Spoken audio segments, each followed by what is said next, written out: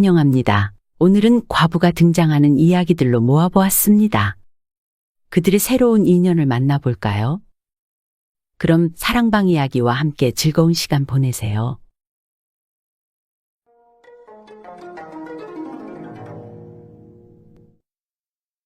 과부는 왜 봉구에게 해구신을 주었나? 옛날 강원도 어느 마을의 한 노총각 봉구의 이야기이다. 봉구는 어렸을 적에 부모님이 일찍 돌아가셨고 형제도 없었고 물려받은 재산도 없었다.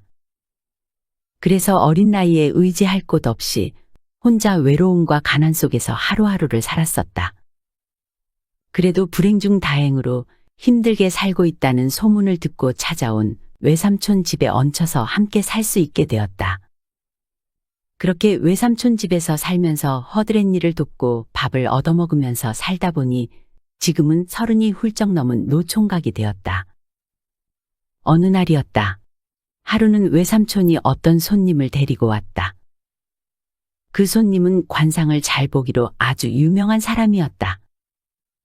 마침 마당을 쓸고 있는 동구를 유심히 살펴보던 그 손님은 봉구에게 다가와 총각은 어쩌다가 이 집에서 살게 된 건가? 봉구가 자초지종을 설명하니 그 말을 다 듣고는 외삼촌에게 가서 말했다. 저렇게 훌륭한 관상을 가진 사람을 사랑채에 두고 인생을 허비하게 하고 있습니까? 깨끗한 옷과 하루 쓸 노잣돈만 주고 내보내십시오. 이 말을 옆에서 들은 봉구는 외삼촌이 사람을 시켜서 나를 내쫓으려고 술을 쓰시는 건가? 내가 이젠 나이도 많이 먹고 해서 그런가? 하고 생각했다. 봉구는 섭섭한 마음이 들었지만 어쩔 수 없었다. 사실 그동안 같이 살았던 것도 외삼촌이 마음 써준 덕이라고 생각했기 때문이다. 결국 외삼촌이 주는 노잣돈 몇 푼을 들고 떠날 수밖에.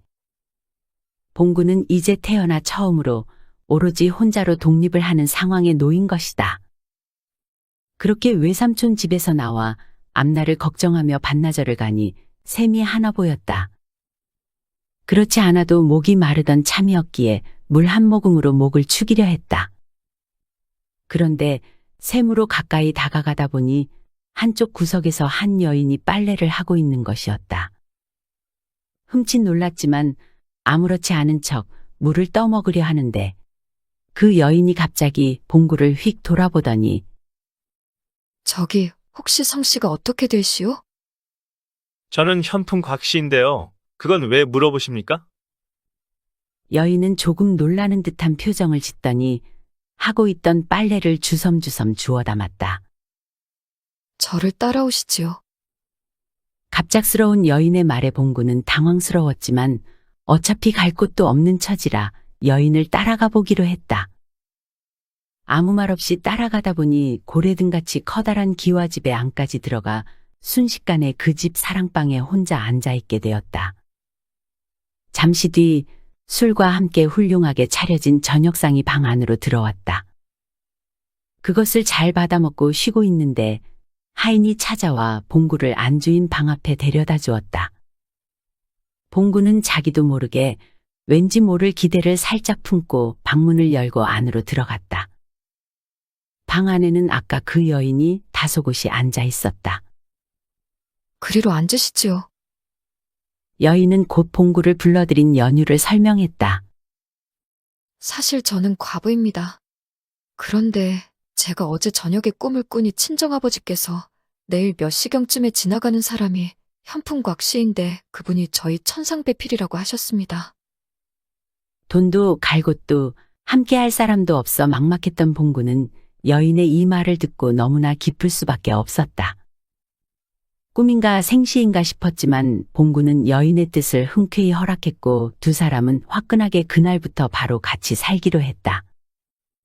그날 밤 두 사람이 함께 자는데 두 사람 다 호러미와 호라비로 너무 오래 혼자 살아서인지 합궁이 잘 이루어지지 않는 것이었다.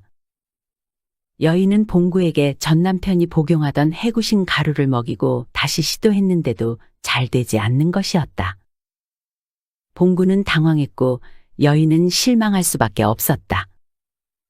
다음 날 아침이 되었다. 여인은 냉랭한 얼굴로 봉구에게 노잣돈을 후하게 주고 쫓아내버렸다. 봉구는 고개도 못 들고 쫓겨날 수밖에 없었다. 쫓겨난 봉구는 신세 한탄을 하면서 정처 없이 길을 가는데 어느덧 날이 저물고 있었다.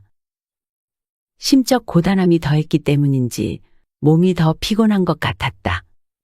그래서 평소보다 조금 일찍 주막집을 찾아 들어갔다. 이른 저녁을 먹고 쉬려 하는데 많은 사람들이 한꺼번에 주막집으로 들어왔다. 어느 잘나가는 양반댁 규수와 도령 그리고 그 수행원들로 보였다. 그런데 방이 모자라서 그 일행의 하인들을 모두 봉구가 있는 방으로 몰아넣는 것이었다. 그렇게 여럿이 한 방을 쓰고 있는데 이 하인들이 술을 먹고는 봉구에게 술주정을 하는 것이다. 봉구는 참다 못해 그 하인들에게 니들이 감히 현풍각 심은 중에 양반을 욕보이는 것이냐? 라며 호통을 쳤다. 그러자 그 호통에 놀라 옆방에 있던 사람이 건너와서 자기 집 하인들의 잘못을 사죄했다. 그리고는 자기를 소개하더니 자기 집안 이야기를 하기 시작하는 것이었다. 저는 한양에서 온 윤정승의 둘째 아들입니다. 저희 일행 중에 과부 누이가 있는데 아버지는 누이를 수절하라고 하고 어머니는 어디 가서 제발 아무 사람에게나 부탁해서 짝을 맞춰주고 오라고 하십니다. 그래서 많은 폐물을 가지고 이렇게 마땅한 사람을 찾아다니는 중이었습니다. 그런데 어제 저녁 꿈에 조부께서 나타나셔서 오늘 현풍 곽씨 총각을 만나거든 그 사람에게 누이를 제가 시키라 하셨습니다. 아까 들으니 당신이 현풍 곽씨이기도 하고 또 호통을 치던 당신의 의기를 보니 매부감이 맞는 것 같은데 어떠신지요? 봉구는 고민할 것도 없었다. 또 나에게 기회가 왔구나 싶었다. 봉구는 사내의 누이와 함께 살기로 하고 그날로 바로 화끈하게 합궁을 하게 되었다. 봉구는 내심 성기능이 걱정되었지만 이게 웬일인가 전날 샘에서 만난 과부가 먹인 해구신의 약효가 온몸으로 퍼져서인지 어제와 달리 아무런 문제가 없는 것이었다. 봉구와 윤씨 과부는 일을 마친 후 누워서 도란도란 이야기를 하기 시작했다. 봉구는 이런저런 이야기를 하다가 외삼촌의 집에서 더부살이한 이야기며 쫓겨난 이야기를 하다가 마침내는 샘에서 만난 과부댁 이야기까지 하게 되었다. 과부 사정은 과부가 아는지 봉구의 말을 들은 윤씨 과부는 느낌이 안 좋다면서 얼른 옷을 입고 빨리 그 집에 가보라고 재촉하는 것이었다. 이건 또 뭔 일인가 싶었지만 봉구는 시키는 대로 자기를 쫓아낸 과부의 집에 가보았더니 세상에나 과부는 명주 수건으로 대들보에 목을 매달고는 바둥거리고 있었다.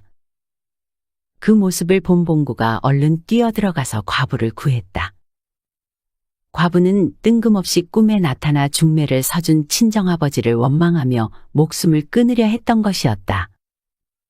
잠시 후 정신을 차린 과부는 봉구를 보고 크게 놀라더니 도대체 어떻게 된 일이냐고 물었다. 봉구가 자초지종을 말해주자 제가 그 부인께 목숨을 빚졌군요. 그 부인 일행을 저희 집으로 모셔주십시오. 일행이 집으로 들어오자 과부는 윤씨 과부에게 제안했다. 제가 큰 집이 되고 부인은 작은 집이 되어서 도련님을 모시고 같이 살면 어떠십니까? 윤씨 과부는 그 말을 듣더니 좋은 생각이라며 흐뭇해했다. 요즘 같으면 어린 반푼어치도 없는 이야기이지만 아무래도 시절이 지금하고는 다른 때였으니 가능한 일이다. 두 여인은 환하게 웃으며 봉구에게 건너와서는 자기들이 방금 합의한 내용을 말해주었다. 그 말을 들은 봉구가 얼굴을 붉히며 말했다. 저 같은 사람한테 너무나 고마운 제안이네요. 그런데 돌아가신 어머님이 유언으로 당부한 게 있습니다. 집안을 망하게 한 부친의 외도가 평생의 한이었다면서 절대로 한 명의 부인만 얻으라고 신신당부하셨습니다. 어머니의 유언을 가볍게 여길 수는 없으니 이걸 어쩌죠? 그러나 샘에서 만난 과부가 준 해구신의 효과로 주막에서 만난 윤씨 과부와 동침이 잘 된 이유도 있기에 먼저 만난 과부의 은혜를 잊을 수는 없었다. 그래서 2명의 과부 이외의 여인은 평생 쳐다보지도 않을 것임을 고향 쪽을 바라보며 어머니께 맹세한 후 봉구는 2 여인을 받아들였다. 불과 얼마 전까지만 해도 갈 곳도 재산도 주변에 의지할 사람도 없던 노총각 봉구는 어느새 엄청난 재산을 가진 2 여인과 연을 맺어 남은 생은 외롭지 않고 행복하게 오래오래 살았다고 한다. 참, 사람 팔자 알 수 없다는 말이 생각나는 이야기다. 봉구는 좋겠다.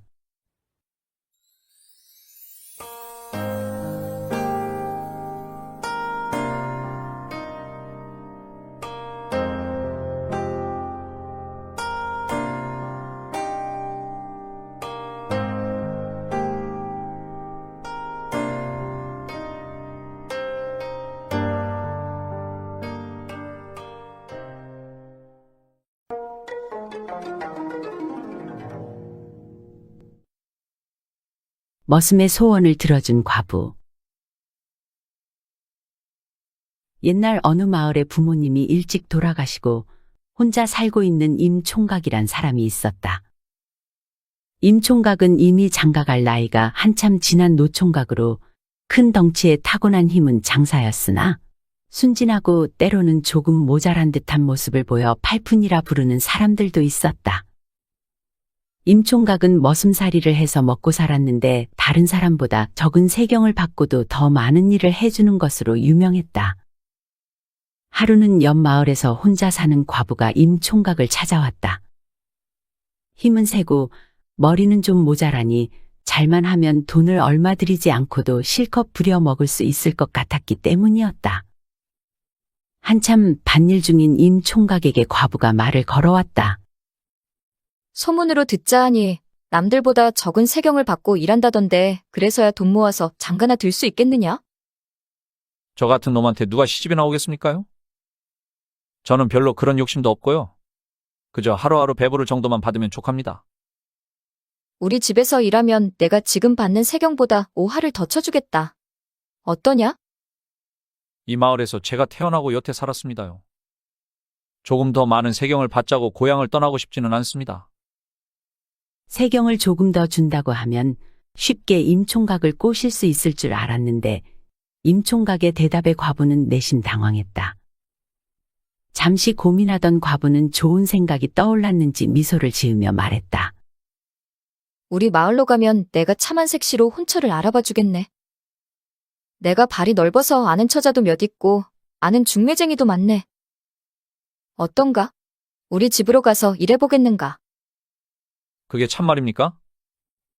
당연히 참말이지. 두말하면 입 아프다네. 주변으로부터 팔푼이란 놀림을 받으며 혼인은 예전에 포기하고 살았던 임총각에게 과부의 제안은 정말 솔깃할 수밖에 없었다. 임총각은 다음 날부터 옆마을 과부집에서 머슴을 살기 시작했다. 임총각을 데려다 머슴을 시켜놓으니 과부는 그렇게 흡족할 수가 없었다. 힘이 좋아 장정 셋이 할 일을 혼자 해내고도 불평 한마디가 없었고 세경은 한 사람 목보다도 적게 주기로 했다.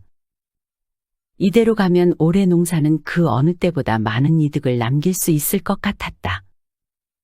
그러나 과부의 기쁨은 얼마 가지 못했다. 모내기 이후로 심한 가뭄이 들어 벼는 다 죽어버리고 밭작물도 바짝 말라버렸다. 비가 와야 일을 하러 나갈 것인데 임총각은 할 일이 없어 매일 집에서 잡일이나 하며 시간을 보낼 수밖에 없었다. 그걸 본 과부는 어차피 일도 못하고 있으니 임총각을 쫓아내고 싶어졌다. 네가 살던 마을로 돌아가도록 해라. 임총각은 이를 듣고 난처한 표정을 지으며 말했다. 적어도 올해 동지까지 이 집에서 머슴 살기로 한 약속을 잊으신 거예요? 게다가 혼처를 알아봐 주신다 하지 않으셨어요? 어찌 됐습니까? 가뭄이 들어 네가 일을 못하고 있는데 계약이 무슨 소용이냐. 잔말 말고 돌아가거라. 그런 피도 눈물도 없는 말에 임총각은 고개를 떨구고 땅이 꺼져라 한숨을 쉬며 말했다. 그럼 올해 세경을 받지 않고 일하겠습니다. 세경은 그냥 내년부터 주십시오. 대신 혼처는 꼭 알아봐 주시는 거예요? 임총각의 말에 과부는 속으로 기뻤으나 겉으로는 티를 내지 않고 마지못해 받아주는 척 말했다. 그거 나쁘지 않은 생각이로구나. 아무튼 네 사정이 딱하여 봐주는 것이다. 그렇게만 알아라. 몇 달이 지나고 겨울이 와서 날이 추워지고 눈이 많이 내려 마을을 뒤덮었다. 그해 겨울은 너무 혹독하고 추운 겨울이었다. 산으로 나무를 하러 갈 수가 없으니 땔감의 가격도 많이 올랐다. 하지만 아무리 힘이 좋은 임총각도 눈이 허리까지 쌓인 산으로 나무를 하러 갈 수는 없었다. 하루는 과부가 돈을 절약하기 위해 임총각의 방에는 군부를 떼지 못하게 했다. 벌벌 떨며 밤을 꼬박 새운 임총각은 다음날 아침이 되자 과부에게 쫓아가 따져 물었다. 마님, 어제 지가 한숨도 못 자시오. 왜 그랬는지 궁금하지 않으세요? 아니, 이 혹독한 겨울엔 너무하시는 거 아닙니까? 너무 추워서 잠을 잘 수가 없는디 내가 얼어 죽으면 누가 집안일을 합니까? 아니 겨울이 아직도 많이 남았는데 네가 산에 눈이 쌓였다면서 장작도 안 해오고 있다. 맞지? 그런데 방을 두 군데나 군부를 떼면 장작이 금방 없어질 것이 아니냐. 왜 내 말이 틀리냐? 만약에 말이오. 장작이 충분하지 않을까 걱정된다면 말이오. 이번 겨울에 저를 안방에서 자게 해주세요. 아니면 지는 고향으로 돌아갈랍니다. 공짜로 일하던 임총각이 떠나겠다고 하자 마님은 아쉬울 수밖에 없었다. 올 겨울만 보내면 내년에는 임총각이 또 적은 세경을 받고 장정 3명 몫은 해줄 것이기 때문이었다. 그렇다고 땔감 값도 비싼데 임총각 방에까지 군부를 넣어주기도 아깝고 또 여인의 몸으로 한 남자를 안방까지 데려가는 것은 쉬운 일이 아니었다. 과부가 대답을 못하고 머뭇머뭇했다. 그러자 임총각은 한숨을 쉬며 말했다. 알겠습니다요. 그럼 지는 갈게요. 임총각이 돌아서서 가려는데 마님이 서둘러 말했다. 알겠네, 알겠어. 딱 겨울 동안만이네. 그날 밤이 되었다. 땔감이 아까워 임총각을 안방에 들이기는 했지만 과부도 여자인지라 외간 남자와 함께 자는데 잠이 쉽게 올 리가 없었다. 그러나 임총각은 안방에 눕기 무섭게 금방 잠이 들어버린 것 같았다. 과부는 한참을 뒤척이며 이런저런 생각을 하다가 겨우 잠에 들 수 있었다. 그렇게 며칠이 지났으나 과부의 우려와 기대와는 달리 임총각과는 아무 일 없는 밤이 계속되었다. 또 다시 밤이 되었고 그날도 여느 날과 같이 임총각은 눕자마자 잠이 든 것 같았다. 그날도 과부는 쉽게 잠들 수가 없었다. 자꾸 자고 있는 임총각 쪽을 바라보게 되고 왠지 모르게 몸이 달아오르는 듯했다. 과부는 슬며시 손을 뻗어 임총각의 굳센 팔뚝을 조심스럽게 어루만졌다. 그럴수록 과부 마음속의 음심은 커져만 갔다.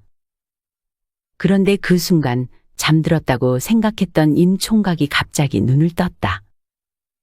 그리고는 그 굳센 팔뚝으로 과부를 확 끌어안았다. 마님, 제가 아직도 팔푼이로 보이십니까? 그렇게 두 사람은 연락과 환희가 가득한 뜨거운 밤을 보냈다. 그리고 다음 날이 되었다. 그날 아침은 다른 날보다 기온이 많이 올라 있었다. 눈이 녹아 산으로 나무를 하러 갈 수도 있을 것 같았다. 과부는 서둘러 임총각을 깨웠다. 어서 일어나 나무를 해오너라. 그런데 임총각은 과부의 말에도 들은 채 만체하더니 거드름을 피우며 말했다. 나도 이제 주인인데 나무는 무슨 나무? 이놈, 그게 무슨 소리냐? 혹시 어젯밤 일을 잊으신 거예요? 순간 과부는 임총각의 태도에 당황했고 어젯밤의 일을 임총각이 동네방네 소문을 낼 것 같아 두려웠다. 그래서 어쩔 수 없이 임총각을 달래기 시작했다. 원하는 것이 무엇이냐? 내 뭐든 들어줄 터이니 어젯밤 있었던 일은 아무한테도 말하지 말아다오. 아이 참 마님이 원하신다면 비밀로 해야지요. 그런데 제가 원하는 거 뭐든 들어주시는 거죠? 뭐든 들어준다는 과부의 말에 임총각은 잠시 생각을 하더니 이내 입을 열었다. 당신과 혼인하고 싶습니다. 뭐가 어째? 과부는 너무 황당했고 말문이 막혔다. 사실 저는 저희 마을에서 마님을 처음 본 순간을 잊을 수가 없구만요. 속으로 어떻게 저렇게 이쁜 사람이 다 있나 했어요. 그래서 이렇게 옆마을까지 일한다는 핑계로 따라온 거고요. 혼인이라고 하긴 너무 거창하고요. 그냥 마님이랑 둘이 서로 의지하면서 같이 살고 싶구만요. 다른 사람들한테는 저는 여기서 일하는 머슴이라고 하셔도 돼요. 사실 거짓말도 아니잖아요. 대신 둘만 있을 땐 부부로 살았으면 좋겠구만요. 이놈의 세상, 혼자 살아가는 건 너무 힘들잖아요. 마님, 평생 행복하게 해드릴게요. 과부는 임 총각의 진심 어린 말에 감동할 수밖에 없었다. 혼자서 풍족하지 않은 살림에도 어떻게든 버티고 살아보려던 자신에게 의지할 수 있는 큰 나무같이 느껴졌다. 두 사람은 결국 머슴과 주인 마님의 모습으로 또는 부부의 모습으로 살기로 했다. 과부는 임 총각의 겉모습만 보고 어리숙해 보이는 임 총각으로부터 노동력을 쉽게 착취하려는 목적으로 다가갔지만 진심으로 다가온 임 총각과 결국 부부의 연을 맺게 될 것은 상상도 못했던 결말이었을 것이다.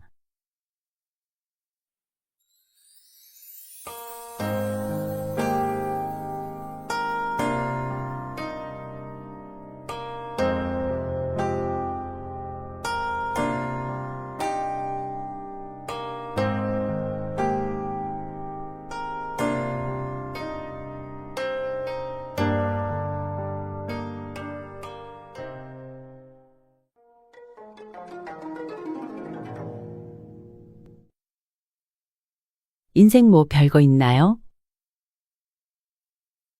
옛날 어느 고을에 착한 심성을 가진 한 여인이 무뚝뚝한 남편과 살고 있었다. 그 여인의 이름은 은심이였다. 은심이는 혼인한 지 5년이 지났지만 아기가 생기지 않았다. 아이가 없는 것을 남편은 은심이 탓으로 생각하는 것 같았고 남편은 점점 밖으로 돌기 시작했다. 은심이 역시 이 모든 게 자신의 탓 같아서 그저 참고 견딜 뿐이었다. 그러던 중 남편이 절친한 친구와 장사를 하기로 했고 그것을 위해 한양으로 올라가게 되었다. 남편은 사는 집과 밭 한 마지기만 빼고 가산을 모두 정리해서 장사 미천으로 준비해 두었다. 그리고 한양으로 가기 전날 밤. 이제 내일 한양으로 올라가면 부부는 언제 만날지 기약도 없었다. 남편이 최근에는 아내를 홀대해 왔기에 한양에서 일부러 아내를 보러 내려오지 않을 것이기 때문이다. 남편은 그동안 쌓인 아내에 대한 죄책감 때문인지 오랜만에 아내와 잠자리를 함께 했다. 나중에 알게 되었지만 그날 은심이는 뱃속에 아이를 가지게 되었다. 시간은 흘러 남편이 떠난 지 이미 반년이 되었다. 그동안 남편은 소식 한 번 전해오지 않았다. 그러다 어찌 들려온 풍문에 의하면 남편의 장사는 잘 되지 않는 듯했고 거기다 기생집을 드나들며 매일 술독에 빠져 산다는 것이었다. 은심이는 남편의 성공과 무사한 일을 위해 매일 밤 정화수를 떠놓고 빌었다. 그런데 얼마의 시간이 더 지나고 인편을 통해 청천벽력 같은 소식이 왔다. 그것은 남편이 사고로 세상을 떠났다는 내용이었다. 복중의 아이는 출산을 얼마 남기지 않고 유복자가 된 것이다. 은심이는 아이를 생각해 힘을 내고 정신을 부여잡았다. 그렇게 해서 아들이 태어났다. 여인 혼자 힘으로 자식을 키운다는 것이 쉬울 리 있겠는가. 은심이는 낮에는 밭일을 하고 밤에는 삭바느질을 해가며 아들 하나만을 바라보며 죽을 힘을 다해 살았다. 그러던 어느 날이었다. 이게 무슨 일인가? 제 너머 산 중턱에 사는 김서방이란 사람이 자고 있는 은심이와 아이를 함께 보쌈 해간 것이었다. 은심이와 아이는 김서방의 집 방 안에 도착해서야 풀려났다. 은심이는 아들을 꼭 껴안은 채로 둘러보았다. 눈앞에는 덩치 큰 낯선 남자가 있었고 아랫목에는 갓난아이 하나가 눕혀져 있었다. 당신은 누구요? 왜 나를 이 밤에 이곳으로 데려온 것이요? 부인, 놀라게 해서 정말 미안합니다. 제가 사정이 급해서 그만. 이 아이를 봐주십시오. 며칠 전지 어미가 죽고 여태 아무것도 먹이지 못했어요. 아기는 젖을 달라고 울어대는데 가난한 살림이라 젖줄 사람을 구할 수도 없어 이렇게 부인을 보쌈에 오게 되었습니다. 그러니 제발 저 아이에게 젖을 좀 주십시오. 뭐요? 아무리 사정이 급하기로 서니 아이와 함께 있는 아녀자를 보쌈하다니 만약 그 과정에서 내 아이가 다치기라도 했다면 어쩔 뻔했어. 이렇게 무식하고 배려 없는 사람의 말을 내가 왜 들어야 하는 것이오? 아이고, 내가 잘못했소. 자식이 굶고 있으니 내가 돌았나 봅니다. 제발 저희 갓난아이한테 젖 좀 주시오. 은심이는 화가 나 당장 그 자리를 벗어나고 싶었다. 하지만 밤이 야심하고 이곳이 어디인지 모르며 자신의 아이와 함께 있다는 것이 행동을 조심하게 했다. 또한 남자의 행동이 밉기는 하지만 아이를 키우는 어미로서 굶고 있는 아이를 생각하니 불쌍하기도 했다. 은심이는 돌아앉아 김서방의 아이에게 젖을 먹였다. 잠시 시간이 흐르자 김서방은 보쌈을 메고 와서 힘들었던지 아니면 그동안의 마음고생 때문인지 벽에 기대어 곧 잠이 들었다.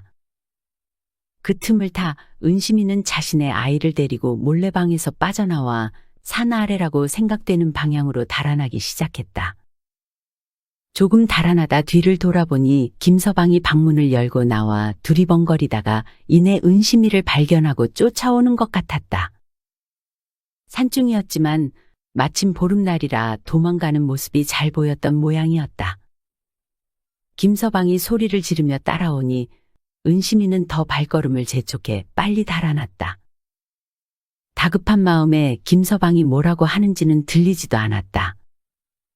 사실 김서방은 잠깐 졸다 일어나 보니 방 안에 여인과 아이가 사라진 것을 눈치챘고 집으로 돌아간 것인가 하고 밖에 나가보니 여인이 산 아래가 아니라 벼랑 쪽으로 가고 있는 것이 보였던 것이다. 아무리 보름날이라 주변이 훤하다고 해도 낯선 산중에서 길을 제대로 찾는다는 것은 쉬운 일도 아닌데 벼랑 쪽으로 가고 있으니 누가 봐도 위험해 보였다. 위험하다고 소리쳤지만 여인은 도망가느라 들리지 않는 모양이었다. 김서방은 서둘러 여인을 쫓아갔다. 그러다 그만 자신이 벼랑에서 발을 헛디뎌 청길 낭떠러지로 추락하고 말았다. 은심이는 뒤쫓아오던 김서방이 벼랑으로 떨어지는 걸 보았다. 김서방이 죽었을 거라 생각했고 그 순간 홀로 남을 김서방의 갓난아기가 생각났다.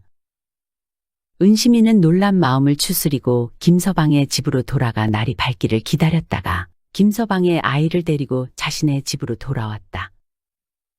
그렇게 그날부터 은심이는 두 아기를 키우기 시작했다. 데려온 아이도 키우다 보니 정이 들기 마련이고 그 아비가 죽었으니 자신이 이 아이를 거두기로 결심했다. 은심이는 아이의 눈을 보며 말했다. 업둥아, 업둥아, 이제 내가 네 어미다.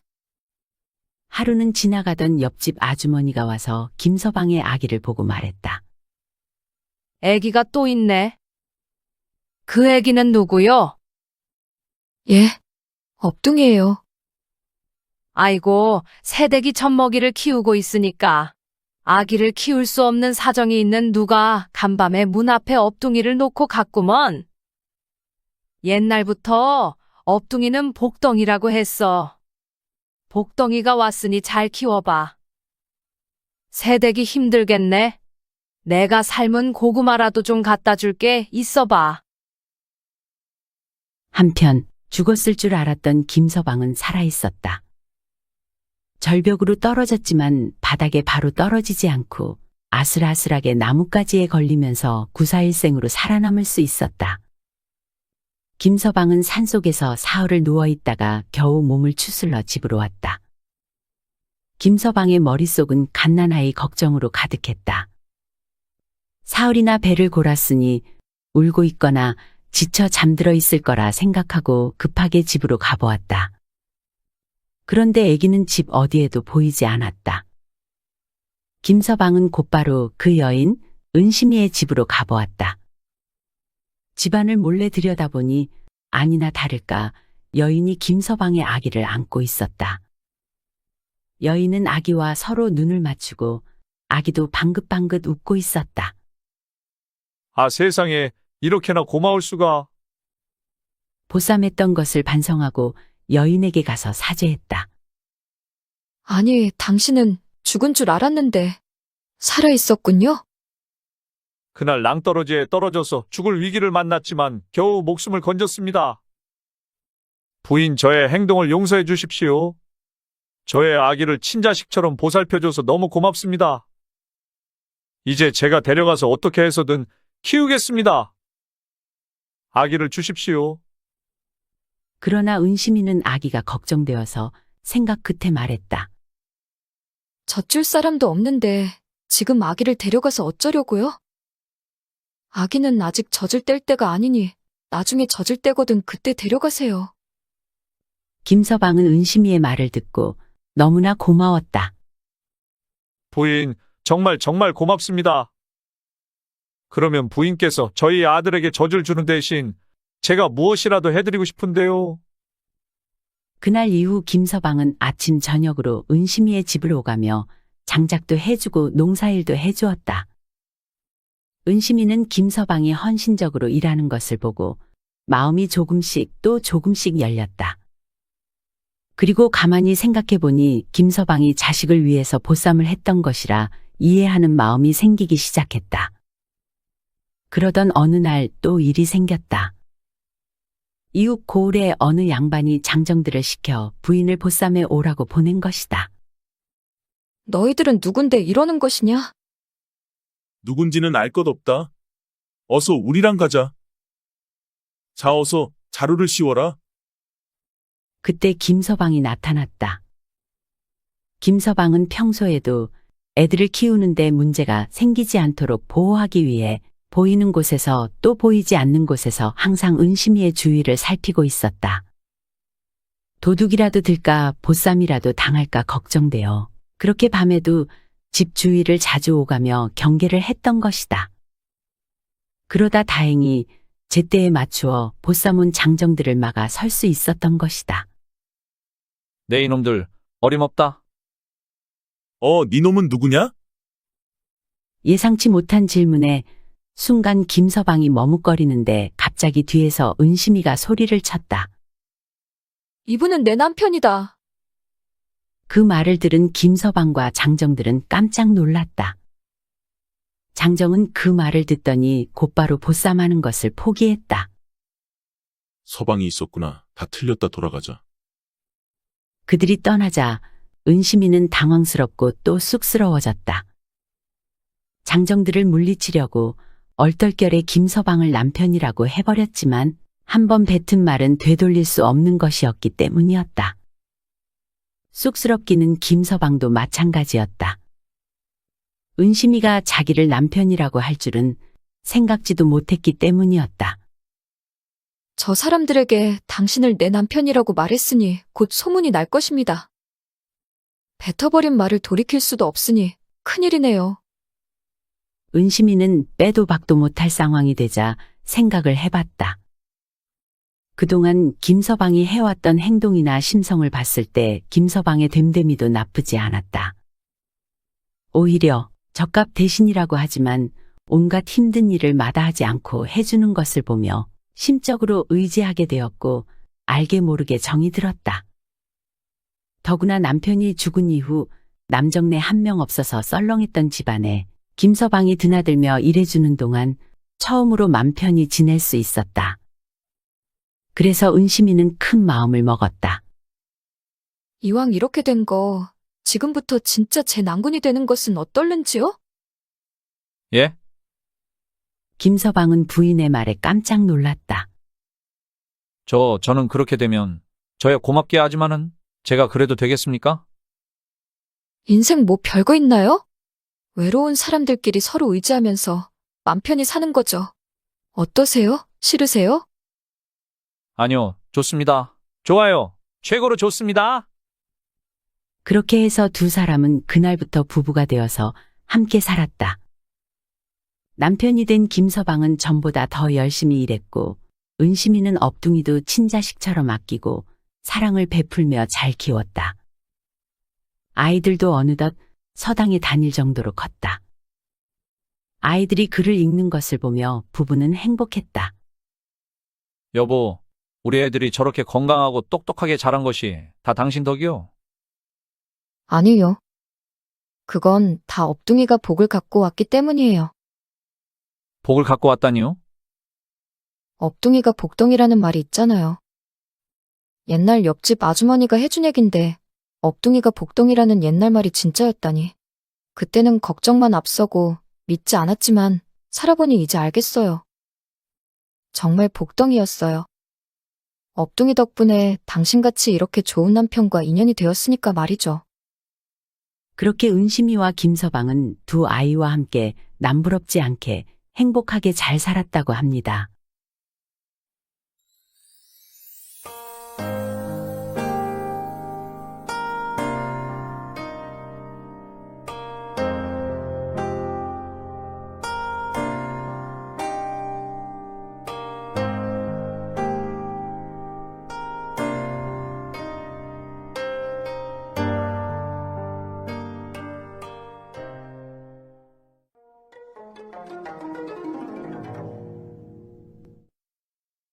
부인, 제발 나 좀 살려주시오. 옛날 전라도 어느 곳에 이씨 성의 한 선비가 살고 있었다. 그는 젊고 성품이 어지럽으며 무엇보다 뛰어난 학식으로 인근에서는 평판이 자자했다. 하지만 팔자에 시험운이 없던 것인지 이상하게도 과거 시험만 보면 매번 낙방했다. 그리고 또다시 과거 시험이 다가오고 있었다. 나이는 점점 들지 아직 장가도 못 갔지. 이선비는 겉으로는 내색하지 않았지만 사실 좀 초조해하고 있었다. 이선비는 마음의 위안이라도 삼을까 싶어 평민 복장으로 변복을 하고 어느 용하다는 관상쟁이를 찾아갔다. 관상쟁이는 이선비가 자리에 앉자마자 얼굴을 한번 쓱 보더니 대뜸 말했다. 이거 참 죄송한 말씀인데 선비님은 이번에 과거기를 나섰다가는 객사할 상입니다. 목숨이 아깝거든 절대로 과거 보러 가지 마십시오. 선비는 깜짝 놀랐다. 평민 복장을 입었는데 양반인 걸 알아보고 더구나 과거 이야기는 꺼내지도 않았는데 자신의 고민을 단번에 알아챈 것이다. 그게 무슨 소리요? 나는 반드시 과거를 보러 가야 하오. 죽을 걸 미리 안다면 살 방도도 미리 알 거 아니요. 무슨 방법이든 좋으니 알려주시오. 부탁이요. 이선비의 간곡한 부탁에 한참을 지그시 눈을 감고 있던 관상쟁이가 마침내 입을 열었다. 반드시 모월 모일 모시에 딱 맞춰서 한양으로 과거기를 떠나라고 하면서 그러면 사흘째 되는 날 어느 소복을 입은 여인을 만날 것입니다. 그 여인은 하늘이 정해준 인연입니다. 그러니 선비님이 만약 그 여인과 하룻밤 동침할 수 있다면 죽음을 면할 수 있을 것입니다. 물론 쉽지 않겠지요. 그렇지만 살고 싶다면 반드시 그대로 해야 합니다. 이선비는 관상쟁이가 말한 바로 그 날짜 그 시각에 한양으로 떠났다. 사흘째 되는 날이 왔다. 이선비는 하루 종일 긴장된 상태였고 어느 우물가에서 목이 말라 물을 마시고 있었다. 그러다 문득 고개를 들어 시선을 가까운 둔덕 위로 향하니 어느 소복 입은 여인이 서 있었다. 희고 고운 얼굴에 조금 큰 듯한 키, 전반적으로 시원시원한 인상의 미인이었다. 그녀는 이선비의 시선을 느낀 듯 잠시 이선비 쪽을 바라보더니 이내 몸을 돌려 가버렸다. 관상쟁이가 말한 여인이 분명했다. 저 여인과 어찌해야 하룻밤을 보낼 수 있단 말인가? 이선비는 속으로 걱정하며 무작정 그 여인을 따라갔다. 여인은 어느 집 대문 안으로 들어갔다. 이선비가 길가에서 집안을 기웃거리니 집안에서 어느 백발노인이 나타났다. 집주인이 마침 마당을 거닐다 이선비를 본 것이다. 리시오? 이선비는 허리를 깊숙이 숙여 인사를 올리고 말했다. 과거 보러 가는 길인데 노자가 넉넉지 못하여 하룻밤 묵어갈 집을 찾고 있습니다. 그러시구려. 불편해하지 말고 들어오시오.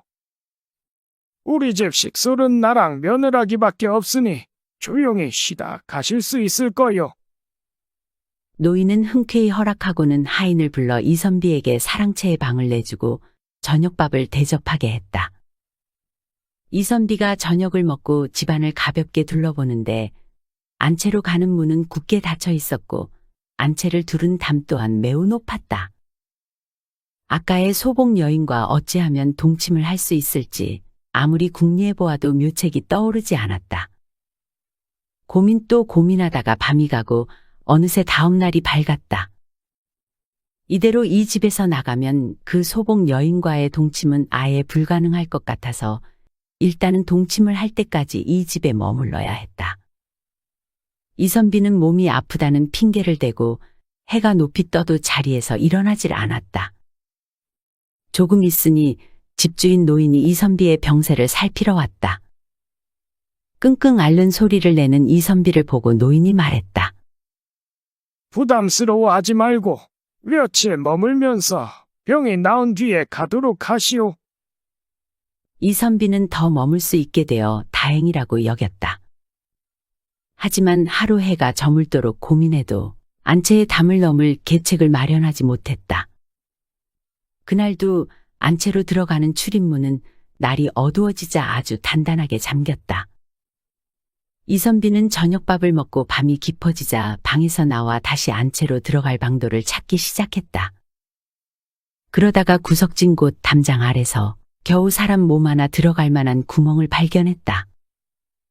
그것은 바로 안채와 연결되는 구멍이었다. 가슴이 두근두근 뛰기 시작했다. 이선비는 그 구멍을 통해 안채에 도달해 몸을 낮추고 주변을 살폈다. 왼쪽 방에는 등잔불이 환하게 켜져 있고 부인의 책 읽는 소리가 낭낭하게 들려왔다. 반면 오른쪽 방에도 불은 밝혀져 있었지만 사람 기척이 없었다. 그래서 살그머니 오른쪽 방으로 가서 손가락에 침을 묻혀 구멍을 내고는 안을 들여다보았다. 방바닥에 이불과 요가 깔려 있을 뿐이었다. 분명 그곳이 여인의 침소인 것 같아 살며시 방문을 열고 들어갔다. 이선비는 등잔불을 끄고는 방 한쪽 구석에 몸을 숨겼다. 그렇게 한참을 기다렸다. 한동안 이어지던 책 읽는 소리가 그치더니 여인이 방문을 열고 들어왔다. 어째 등잔불이 꺼져 있는 거지? 이상하네. 잠시 생각하던 여인은 대수롭지 않은 듯 겉옷을 벗고 이불 속으로 들어가 잠을 청했다.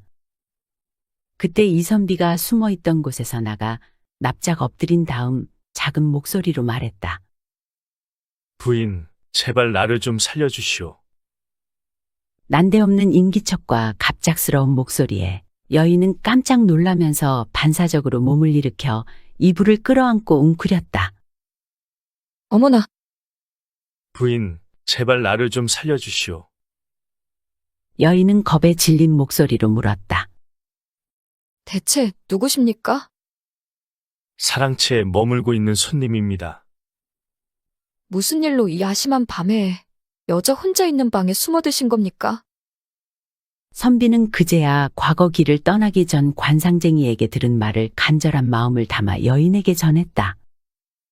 이번 과거길에 부인과 동침하면 과거에 급제하고 목숨도 구하지만 그렇게 하지 못하면 과거 시험에 낙방하는 것은 둘째치고 길에서 횡사할 거라 하였소.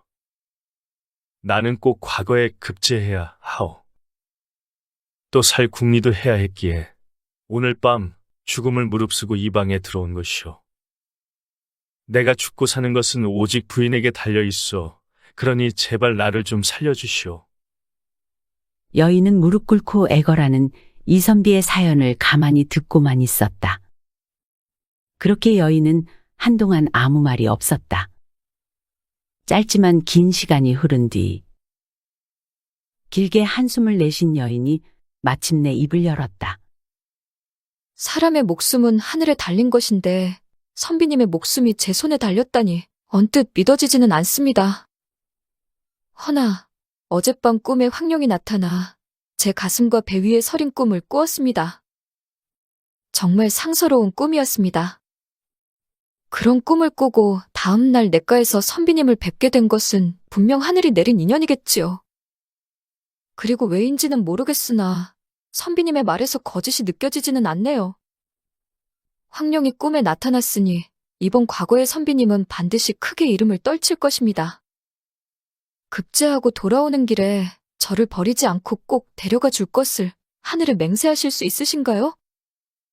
물론이요. 반드시 그럴 것입니다.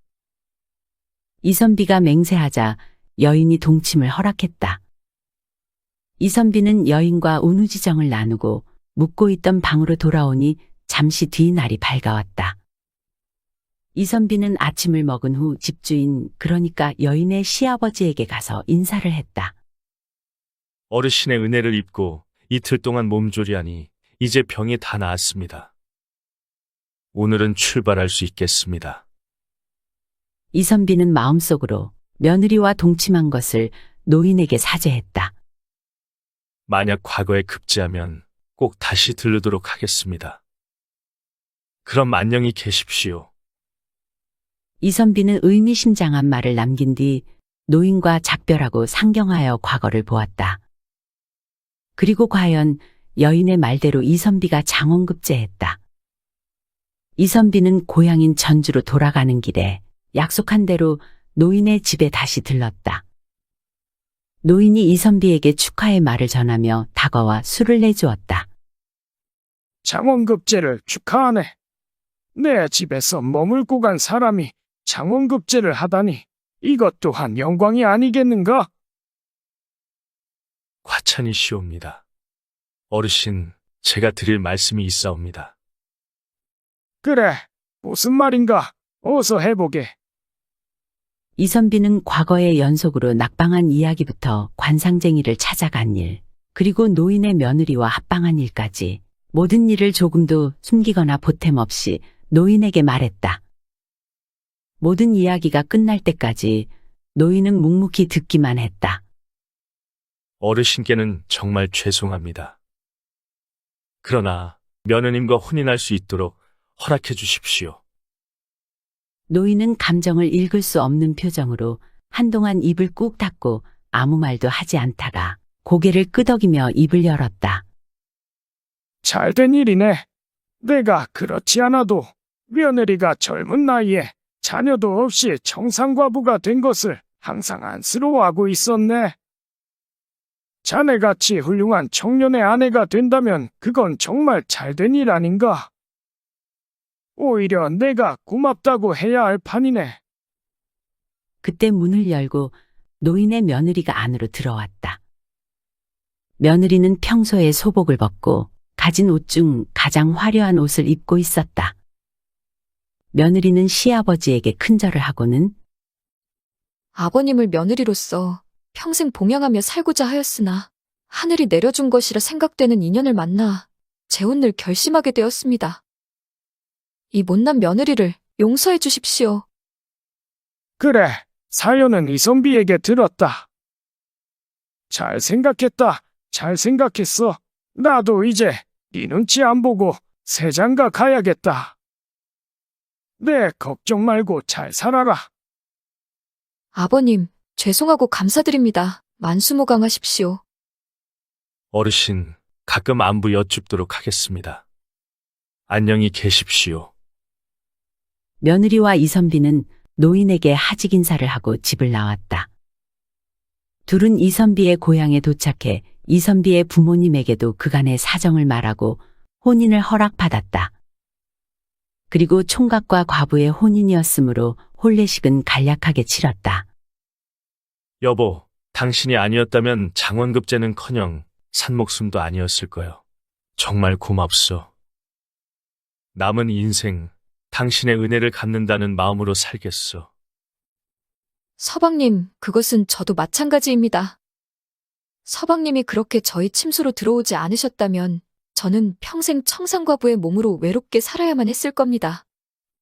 저를 구제해 주신 것은 바로 서방님이에요.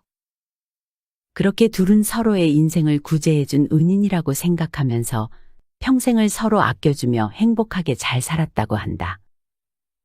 우연은 딱 한 번만 일어난다고 한다. 그 우연을 인연으로 바꾸고 인연을 기적으로 만드는 것은 오로지 그들의 몫이었으나 이 두 사람은 서로의 인생에 갑작스레 등장한 우연을 놓치지 않았고 용기와 도전을 통해 서로가 서로를 진정한 인연이자 기적으로 만든 것이다.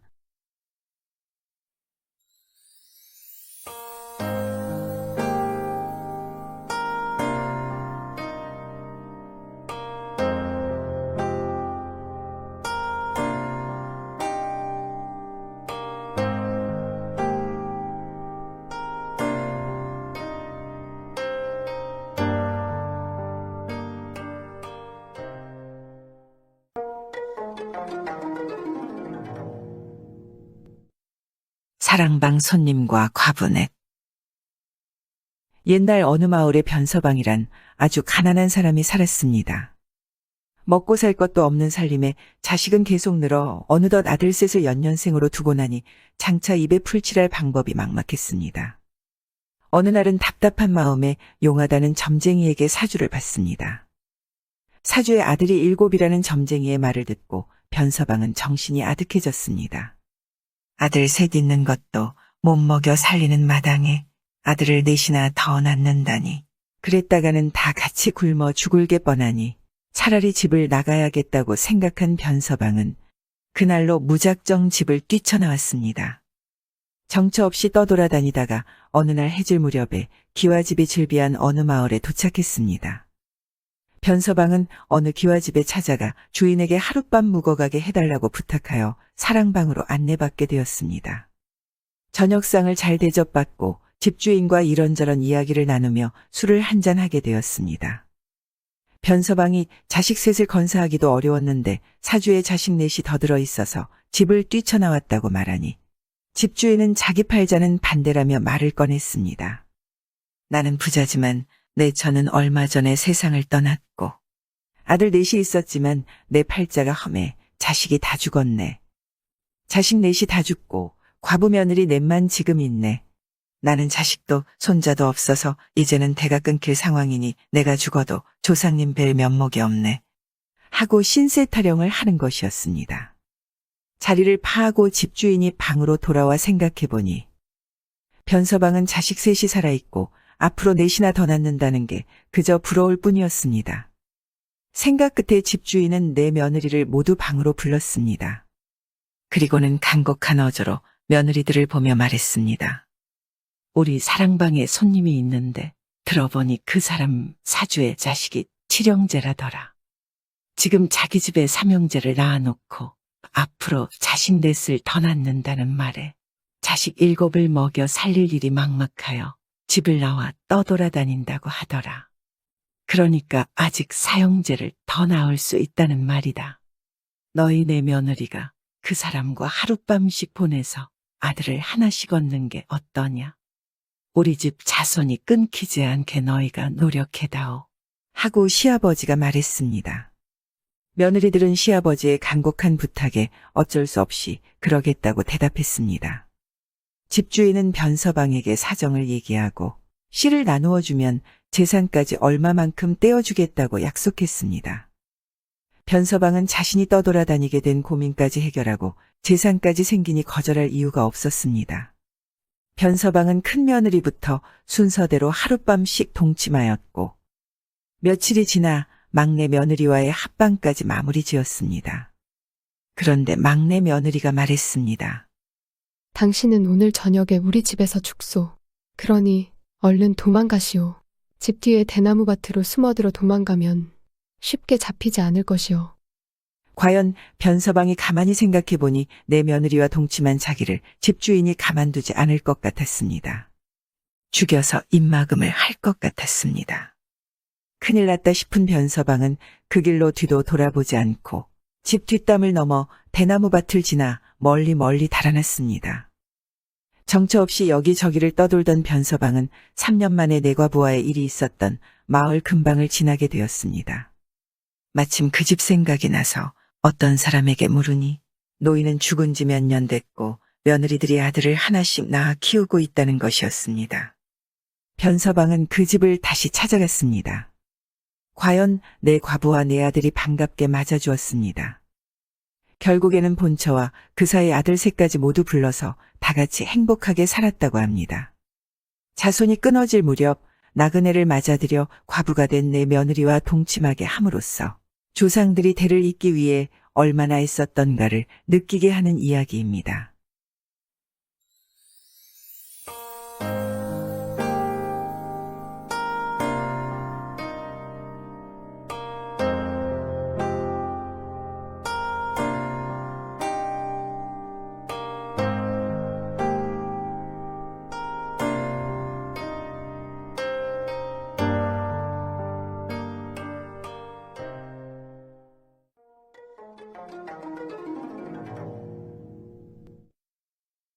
함께 길을 떠난 가짜 부녀. 옛날 어느 마을에 김생원이란 사람이 일찌감치 철을 여의고 3대 독자 아들과 둘이 살고 있었습니다. 김생원은 글은 제법 읽었으나 관운이 없었는지 늦도록 벼슬을 하지 못했습니다. 워낙 자손이 귀한 집안이라 아들을 얼른 장가 보내고 싶었지만 벼슬 못한 가난한 선비 살림이라 독자 아들 장가 보내기도 쉽지 않았습니다. 다행인 것은 김생원이 인덕은 있었던지 주변의 친구들이 도와준 덕분에 어느 몰락한 양반집 교수에게 늦지 않게 아들을 장가 보낼 수 있었습니다. 그러나 김생원의 3대 독자 아들은 자손을 낳기도 전에 이유를 알 수 없는 병에 들어 죽고 말았습니다. 혼이 난 지 1년 만이었습니다. 김생원 가문의 대가 끊어진 것이었습니다. 김생원은 하늘을 원망했으나 이미 죽은 자식은 어쩔 수 없었습니다. 김생원은 깊은 시리에 빠져 삶의 의욕을 잃은 듯 하루하루를 보냈지만 청상과부가 된 며느리는 이내 아픔을 털고 일어나 바느질, 방아 찢는 일 등 가리지 않고 품을 팔아 집안을 부양했습니다. 남편이 죽어버린 아픔이 작을 리 없지만 자신마저 시리에 빠져 있기에는 당장 시아버지와 굶어 죽을 판이었습니다. 김생원에게 그나마 불행 중 다행인 것은 혼자 남은 며느리가 흔치 않은 효부여 지혜롭고 재주가 많은 사람이었다는 것입니다. 김생원도 불쌍한 며느리를 돕고 싶었으나 평생 해본 일이라고는 글 읽는 것밖에 없기에 며느리가 벌어다 주는 것으로 먹고 살 수밖에 없었습니다. 김생원의 아들이 죽은 지 1년쯤 지난 어느 날이었습니다. 며느리가 김생원에게 살던 마을을 떠나자고 하는 것이었습니다.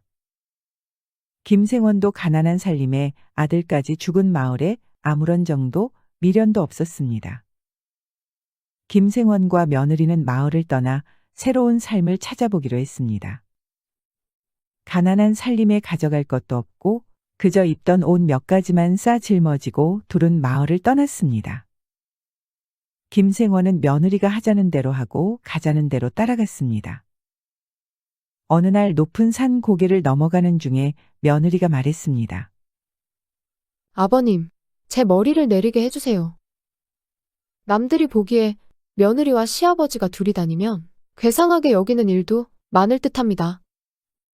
제가 아버지라 부를 테니 아버님도 저를 부를 때 이름을 불러주세요. 부녀간으로 보이게 하고 다니는 게 더 좋을 것 같습니다. 김생원의 생각에도 그게 좋을 것 같았습니다. 둘은 부녀간으로 행세하기로 하고 여행을 계속했습니다. 어느 날 해질 무렵에 어느 여관에 도착했습니다. 며느리가 여관 주인을 불러 빈방이 있는지를 물었습니다. 아이고, 오늘은 서울로 과거 보러 가는 손님이 많아가지고 방이 없는데. 며느리는 하는 수 없이 돌아 나오는데 뒤에서 여관 주인이 다시 며느리를 불렀습니다. 처녀, 손님 안 받는 골방에 하나 있는데 거기서라도 자고 갈라오? 며느리는 하는 수 없이 김생원과 골방에서 하루 묵어가기로 했습니다. 골방에 안내받아 가보니 사람 하나 겨우 잘만한 작은 크기였습니다. 며느리는 김생원을 골방에 쉬게 하고 주변을 둘러보러 밖으로 나왔습니다. 과연 여관에는 손님이 꽉 차서 부엌이고 우물 까고 바쁘기 그지없었습니다. 며느리는 행주치마를 입고 설거지며 빨래며 여간일을 돕기 시작했습니다. 솜씨 또한 얼마나 야무지고 신속한지 잔뜩 밀려있던 설거지며 부엌의 잡일을 감쪽같이 해치우니 여관 주인은 여간 고마울 수 없었습니다. 여관 주인은 여느 손님상보다 좋게 밥을 한 상 차려내주며 아버지 시장한데 먼저 갖다 드리고 와요. 그리고 골방도 좁아 잘 데도 없는데 이따 처녀는 내 방에서 같이 자도 돼. 하고 말하는 것이었습니다.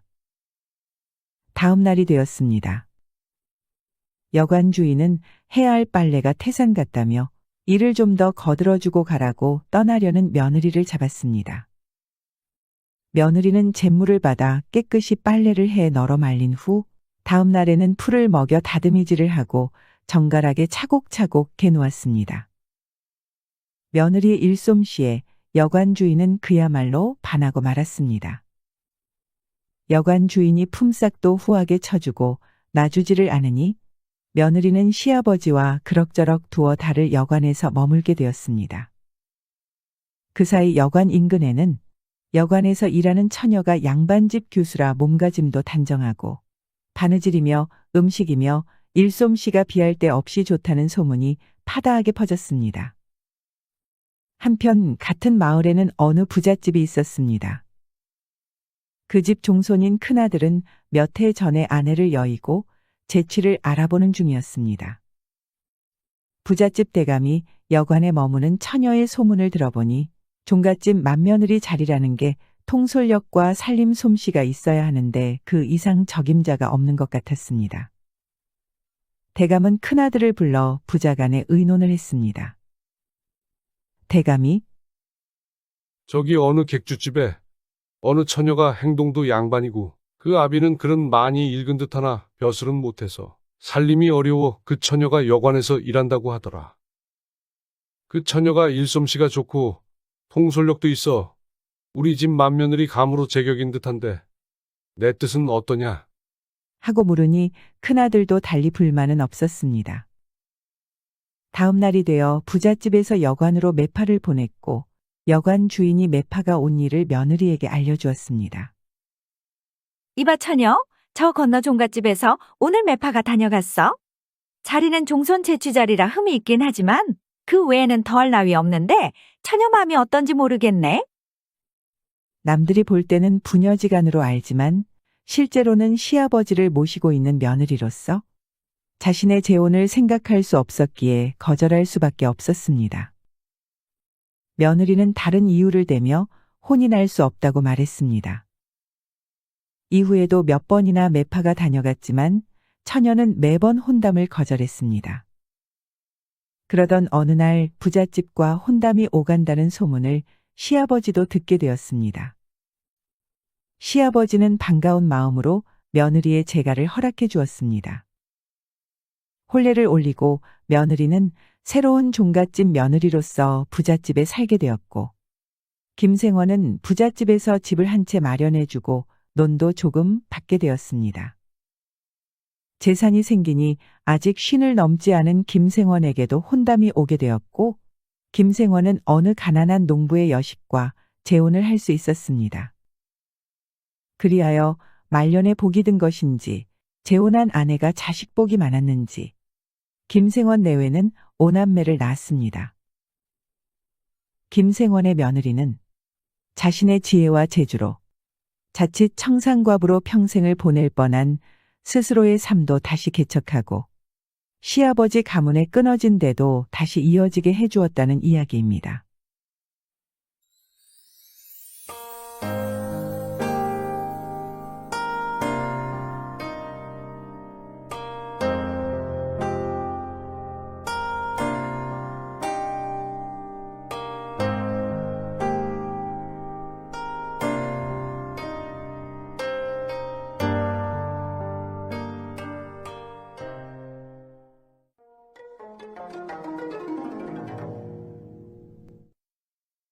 아무도 몰래 시집 보낸 딸. 옛날에 영의정 벼슬을 하는 정양파라는 사람이 있었습니다. 정양파는 딸 둘을 시집 보냈는데 그중 둘째 딸이 시집간 지 얼마 못 가 남편이 죽고 과부가 되어 친정살이를 하고 있었습니다. 어느 가을날에 정양파가 집안을 둘러보고 있었습니다. 자기 부인의 거처 근처에 가보니 손자를 어르는 정겨운 소리가 방문 밖으로 들려왔습니다. 이번엔 발걸음을 옮겨 친정살이하느라 두문 불출하는 딸의 거처 앞에 가니 긴 한숨 소리가 들려왔습니다. 문틈으로 보니 거울 앞에 몸단장을 마치고 앉아서 방바닥이 꺼지라고 한숨을 쉬는데 그 표정은 넋이 나간 듯했습니다. 정양파는 자기 방으로 돌아와 이서방을 불렀습니다.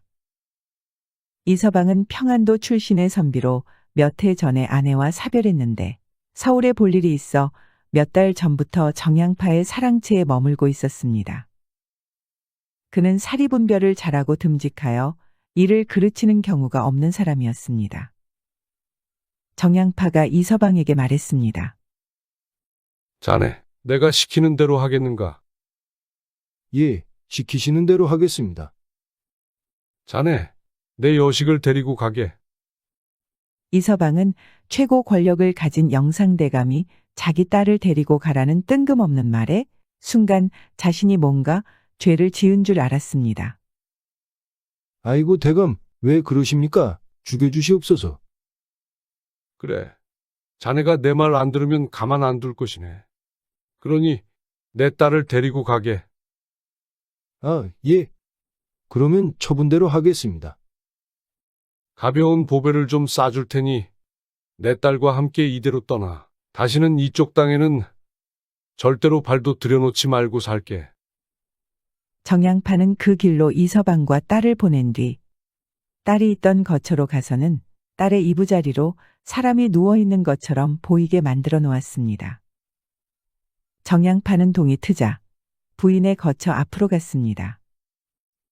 그리고는 다급한 목소리로 여식이 앓고 있다고 부인에게 말했습니다. 간밤에도 쌩쌩하던 여식이 밤새 앓았다고 하니 부인은 겁이 나서 옷을 입는 둥 마는 둥 대충 걸치고 급하게 방에서 뛰쳐나왔습니다. 딸의 처소에 도착해보니 방문은 열려 있었고 그 앞에 정양파가 세상 잃은 듯한 표정으로 주저앉아 있었습니다. 올 거 없어. 이미 죽어버렸어. 부인은 죽은 딸 얼굴이라도 보려고 방 안으로 들어가려 했으나 정양파는 이를 허락하지 않았습니다. 보통 사람도 아니고 추상 같은 영상 대감의 호령에 감히 식구 중 누구도 방 안으로 들어갈 생각을 하지 못했습니다. 정양파는 부고를 내고 장사를 지냈습니다. 그렇게 정양파의 둘째 딸은 젊은 나이에 피어보지도 못하고 죽은 불쌍한 여인으로 잠시 세간의 이목을 끈 뒤 잊혀갔습니다. 시간은 흘러 어느덧 8년의 세월이 흘렀습니다. 정양파의 아들이 어사가 되어 평안도로 자맹을 나가게 되었습니다.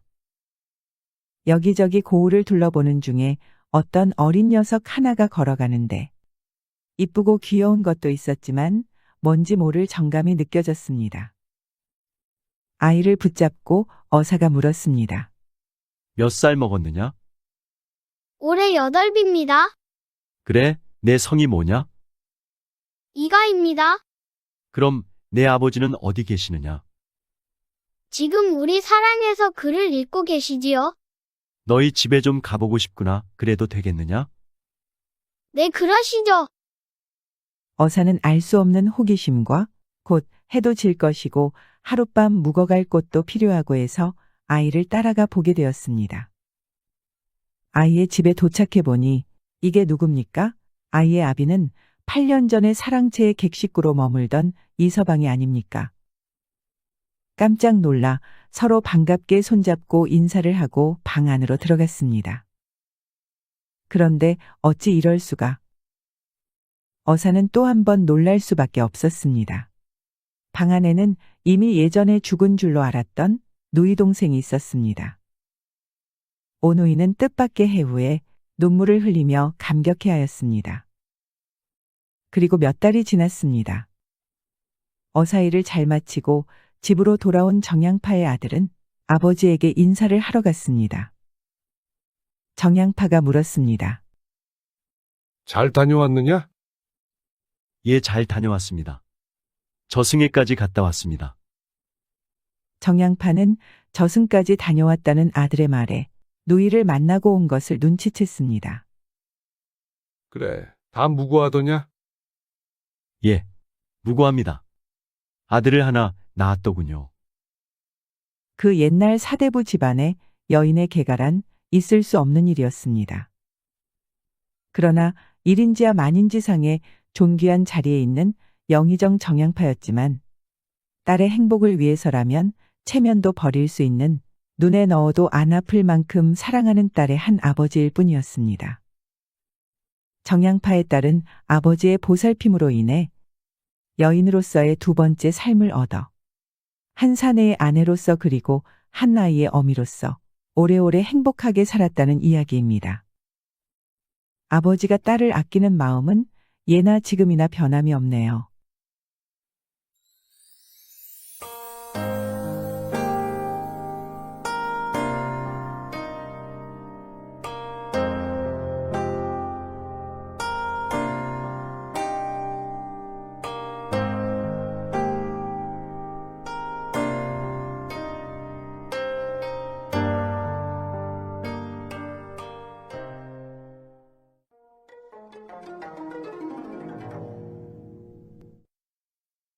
산속에서 매 맞는 여인. 옛날 한양의 어느 대감집에 혼인한 지 석 달 만에 남편이 죽어 청산과부가 된 여인이 있었습니다. 그 여인은 평소엔 시가에 있다가 또 친정에 며칠 왔다가 하며 젊은 나이에 우울한 세월을 보내고 있었습니다. 여인이 매일 하는 일이라곤 방에 틀어박혀 자수를 놓는 일이 전부였습니다. 그러나 그녀를 더 힘들게 하는 건 앞으로의 삶도 지금과 달라질 것이 하나도 없을 거라는 생각이었습니다. 친정아버지는 이런 딸을 지켜보기가 여간 안쓰러울 수 없었습니다. 사대부 체면의 여인의 계가는 생각하기 어려운 일이었고 마땅히 딸을 도울 방도가 없어 애만 태울 뿐이었습니다. 그러다 친정아버지는 딸에게 세상 구경을 좀 시켜주는 게 좋겠다고 생각했습니다. 그래서 여기저기 안 가본 데가 없이 많이 다녀보았다는 집안의 먼 친척, 그러니까 여인의 조카뻘 되는 사람을 불렀습니다. 너는 네 고모를 데리고 유랑도 좀 다니고 진미도 맛보면서 바람을 좀 쐬주고 오거라. 네, 알겠습니다. 걱정 마십시오. 그리고 친정아버지는 갖은 폐물과 타고 갈 말 2匹를 주었습니다. 그렇게 여인은 설레이는 마음을 안고 유랑을 떠났습니다. 그러나 즐거운 유랑도 잠시였고 그 조카 되는 사람은 문경세제 근처까지 내려온 후 그 폐물과 말을 다 팔아먹었습니다. 그리고 돈이 다 떨어지자 함께 다니던 고모마저 남사당패에 돈 50냥을 받고 팔아 넘기는 것이었습니다. 난 돈 좀 많이 준다고 해서 온 것인데 이거 뭐 시중 들기도 귀찮고 성 가셔 죽겠네? 이제 각자 갈 길 갑시다. 저기 저 사람들 따라가면 밥은 먹여줄 것이오. 난 할 만큼 했으니 그럼 난 내 갈 길 갑니다. 이 일을 어쩐답니까? 친정아버지는 이 사실을 꿈에도 모르고 있을 텐데 말입니다. 한편 문경에는 어느 가난한 집의 외아들 김도령이 살고 있었습니다. 김도령의 나이는 30이 넘었으나 아직 장가도 가지 못하였고 부모님과 함께 살고 있었습니다. 평소 김도령은 집에 먹을 것이 떨어질 때면 상주 낙동에 사는 삼촌인 이정승 집으로 가 돈을 얻어왔습니다. 한 번 가면 밤새 걸어가서 한 사나흘 이정승 집에 있다가 돈을 좀 얻어 문경의 집으로 돌아가는 것이었습니다. 그날도 삼촌 이정승에게 돈 50냥을 얻어 문경으로 돌아가는 길이었습니다. 문경세제 고개를 넘어가는데 어디서 여인의 처량한 울음소리가 들렸습니다. 뭔 소린고 하고 서서 들으려면 안 들리다가 다시 또 길을 가다 보면 여인의 울부짖는 소리가 들리고 하는 것이었습니다. 김도령은 소리가 들리는 곳으로 서둘러 가보았습니다. 소리가 나는 곳에 도착하여 보니 그곳에서는 몇 명의 사람들이 모여 있었고 그 중에 키가 팔척장신은 되어 보이는 거구의 남자가 꽃같이 아름다운 여인을 나무에 달아놓고 그 여인에게 매질을 하고 있는 것이었습니다. 깜짝 놀란 김도령이 다가가 급하게 소리쳤습니다. 이보시오. 무슨 이유로 이렇게 연약한 여인에게 매질을 하는 것이오? 거구의 남자가 말했습니다. 당신이 보기에는 우리가 극악무도한 사람처럼 보일지 몰라도 우리한테도 사정이 있어. 우리도 어렵게 먹고 사는 사람들이오. 비 같은 돈 50냥을 주고 요년을 샀는데 춤을 추라고 해도 안 추고 소리를 하라 해도 안 하고 그래서 항복 받아내느라 매질을 하는 거요. 뭐요? 그러면 돈 50냥 갚아주면 그 여인을 놓아줄 겁니까? 하고 김도령이 물었습니다. 안 그래도 다루기 힘들어 죽겠는데 돈 50냥 주면 우리도 아무 소리 안 하고 풀어주겠소. 김도령은 가진 돈의 전부인 50냥을 남자에게 주었습니다. 여인은 풀려났고 김도령은 여인에게 돌아다니다가 또 저런 놈들과 엮이지 말고 어서 집으로 돌아가십시오. 라고 말하고 본인 갈 길을 재촉했습니다. 그런데 김도령이 한참 길을 가다 뒤를 돌아보니 그 여인이 따라오는 것이었습니다. 아니 왜 저를 따라오시는 겁니까? 집으로 가십시오. 도저히 이곳이 어딘지도 모르겠습니다. 사람 살려준 김에 좀 더 도와주시면 안 되겠습니까? 김도령은 할 수 없이 여인을 자신의 집까지 데려왔습니다. 부모님께 사정을 설명하고 당분간 김도령의 집에서 같이 지내게 되었습니다. 그런데 다음 날이 되자 여인은 아침 일찍부터 보이지 않는 것이었습니다. 김도령은 설마 집으로 돌아간 것인가 하고 생각했지만 사실은 이랬습니다. 김도령과 부모님의 대화를 우연히 듣게 된 여인은 없는 살림에서도 자기를 구해주느라 빌린 돈을 다 써버렸다는 것을 알게 되었고 고맙고 미안한 마음에 품팔이를 해서라도 돈을 벌기 위해 나갔던 것이었습니다. 원래 손재주가 좋아 무슨 일이든 금방 익히고 또 부지런하여 여인은 하루 만에 끼니값을 벌어왔습니다.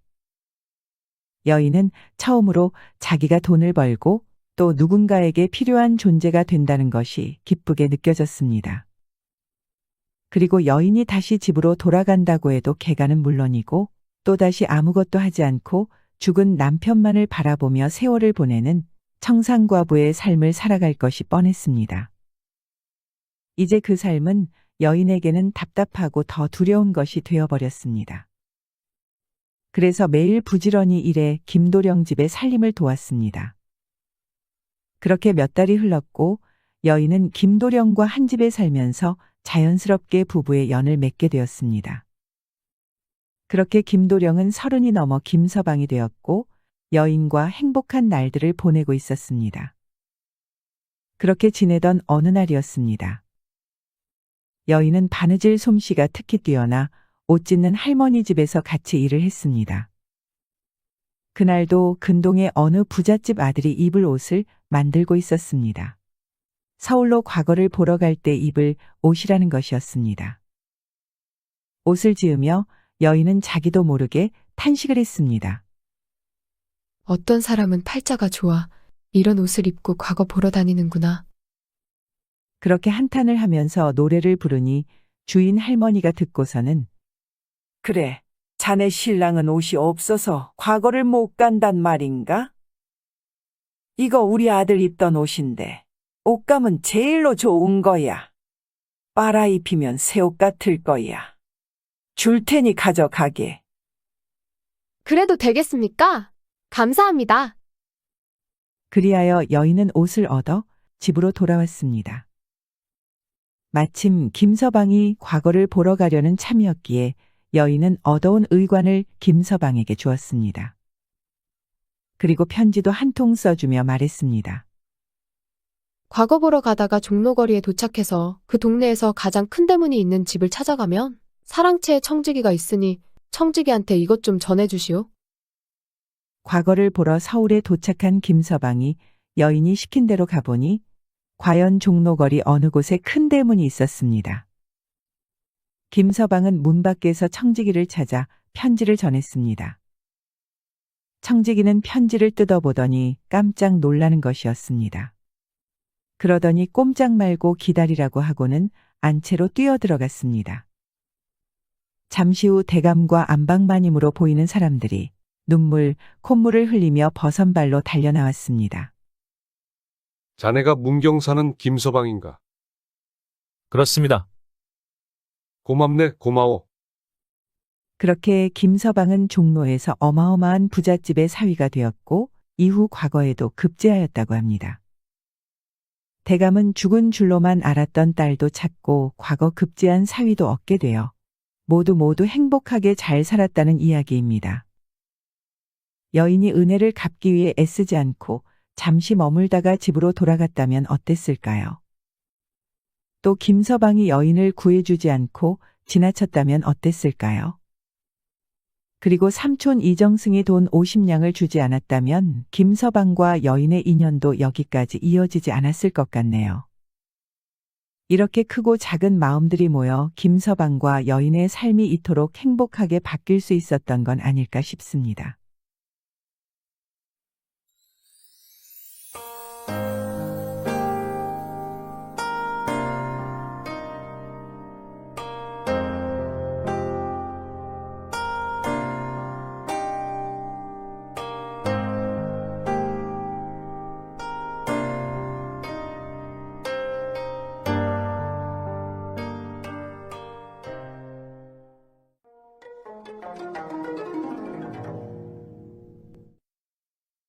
과부와 노총각의 옥중연애. 옛날 어사 박문수가 친구를 만나기 위해 길을 떠났습니다. 그 친구는 어릴 적부터 동문수학하던 친구였고 지금은 어느 고을 원님이 되어 그곳을 찾아가는 길이었습니다. 가던 중에 만난 높고 험한 고개를 박문수는 땀을 뻘뻘 흘리며 넘고 있었습니다. 그러다 고개 정상에 다다랐을 때쯤 길 옆에 있는 커다란 나무를 발견했습니다. 박문수는 시원해 보이는 그 나무 그늘에서 잠시 쉬어가기로 했습니다. 그렇게 수려한 경치를 감상하며 여유를 즐기고 있는데 웬 남자가 등짐을 메고 이쪽으로 다가오는 것이 보였습니다. 총각머리를 한 나이가 30쯤 되어 보이는 그 남자는 등짐을 나무 그늘에 내려놓고 주머니에서 주섬주섬 담배를 꺼내어 피우기 시작했습니다. 구수한 담배 연기가 바람을 타고 박문수의 코를 건드렸습니다. 박문수도 담배 한 대가 간절히 생각났으나 가진 것이 없으니 그냥 연기로 남아 만족할 참이었습니다. 그 순간 총각이 말을 걸어왔습니다. 선비님, 담배 드릴까요? 박문수는 반색을 하며 담배를 받았습니다. 담배를 피우며 박문수가 그 총각에게 물었습니다. 짊어지고 온 이 짐들은 다 무엇이요? 네. 풀무랑 연장이랑 소 떼우는데 필요한 것들이 들었지요. 제가 소틀 떼우는 일을 합니다. 그래, 먹고 살만은 하시오? 네. 항상 제 값을 받는다면야 먹고 살만은 하겠지요. 그게 무슨 소리요? 힘들게 사는 사람들이 많으니 그런 사람들한테는 조금만 받거나 그냥 떼어주기도 하고 그렇지요. 박문수는 문득 순박해 보이는 외모에 정 많고 예의 바른 이 노총각을 도와주고 싶다는 생각이 들었습니다. 담배도 맛있게 얻어먹었으니 보답이라도 하고 싶은데 내가 가진 재주는 변변치 않으나 그래도 혹시 고민 같은 거라도 있으면 말해보시오. 내가 남의 고민 이야기는 또 잘 들어주지. 혹시 또 도움이 될 수도 있을지. 총각이 잠시 머뭇거리더니 부끄러운 듯 말했습니다. 제가 사모하는 여인이 있는데 말입니다. 어찌해야 할지 방도를 모르겠습니다. 좀 자세히 말해보시오. 이 고개를 넘어가면 이진사란 양반집에 청상과부가 하나 있습니다. 남편은 혼인한 지 한 달도 못 되어 죽고 물론 자식도 못 낳았지요. 근데 그 여인을 볼 때마다 가슴이 뛰고 집에서도 또 일할 때도 그 여인의 얼굴만 계속 떠오릅니다. 그 여인과 혼인하고 싶은데 어찌 해야 할지 모르겠습니다. 박문수는 이야기를 듣고 골똘히 생각에 잠기더니 그 총각에게 나름의 계책을 알려주고 나서는 총각과 나는 서로가 누구인지 또 어디서 왔는지도 모르는 사이지만 총각의 바람이 이루어졌으면 하는 간절한 마음으로 생각해낸 것이니 나를 믿고 내가 일러준 대로 해보시오. 어차피 믿져야 본전 아니오. 그리고 반드시 잘 될 것이오. 그렇게 마지막까지 당부를 하고 두 사람은 헤어졌습니다. 그날부터 총각은 이진사집 동네로 매일 솥을 떼우러 다녔습니다. 구멍난 소 떼우시오. 구멍난 소 떼우시오. 그렇게 며칠을 계속 다니니 어느 날 이진사 댁 하인이 총각을 집 안으로 불러들였습니다. 잠시 후 매일 밤 꿈속에서 그리던 이진사 댁 과부 며느리가 나타났습니다. 부엌 앞에 떼워야 할 솥들을 꺼내 놓았습니다. 대여섯 개 돼요. 잘 좀 해주세요. 총각은 두근거리는 마음을 가라앉히고 부지런히 솥을 떼었습니다. 일이 마무리되자 과부가 셈을 치르러 나왔습니다.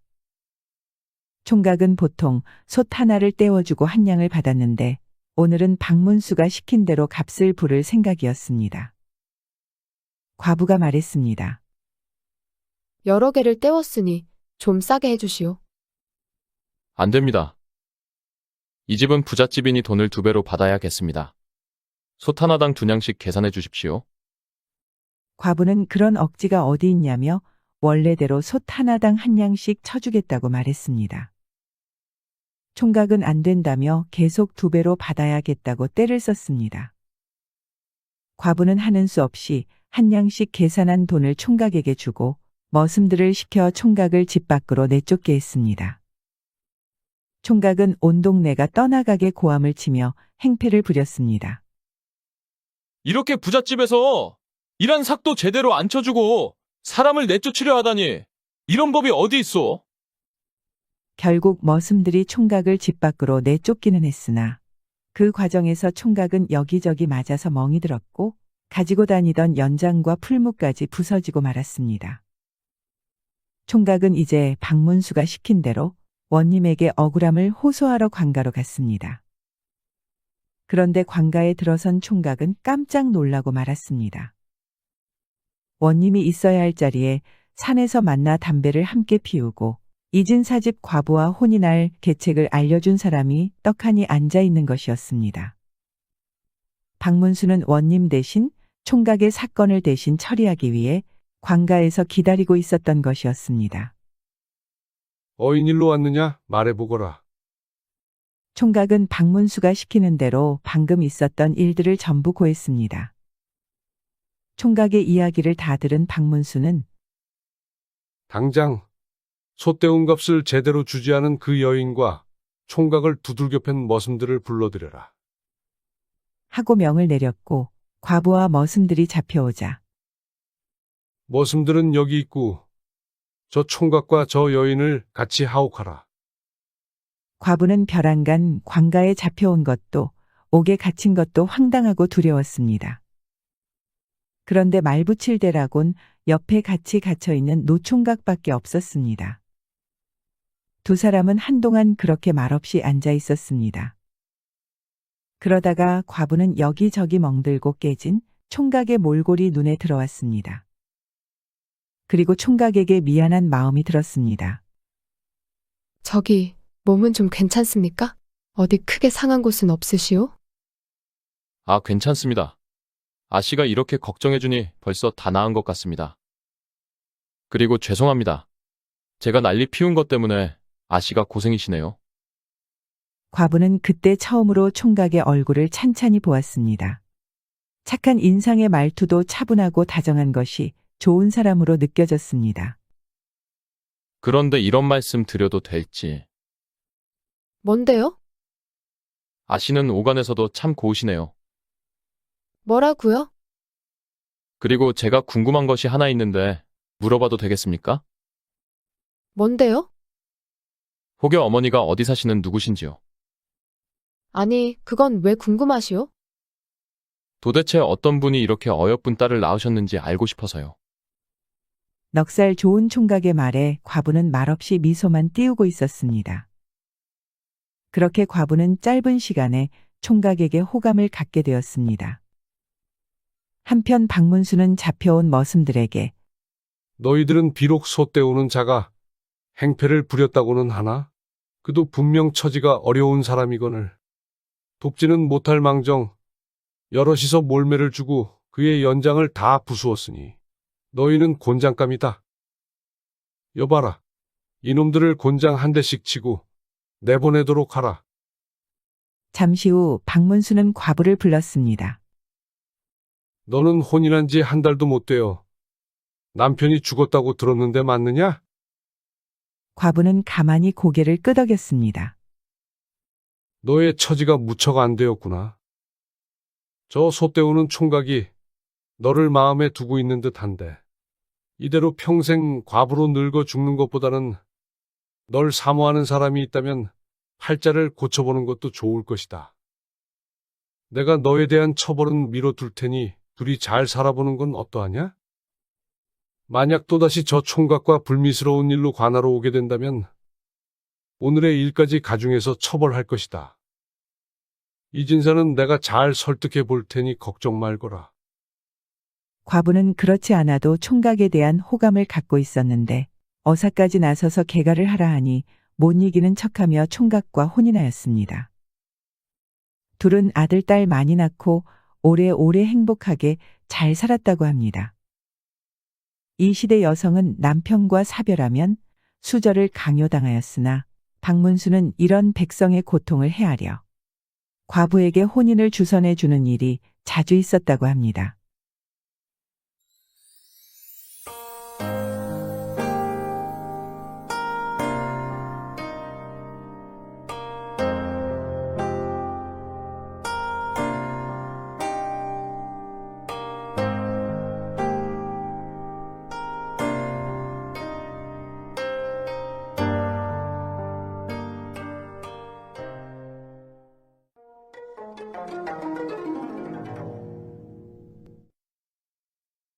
동네방네 소문난 과부.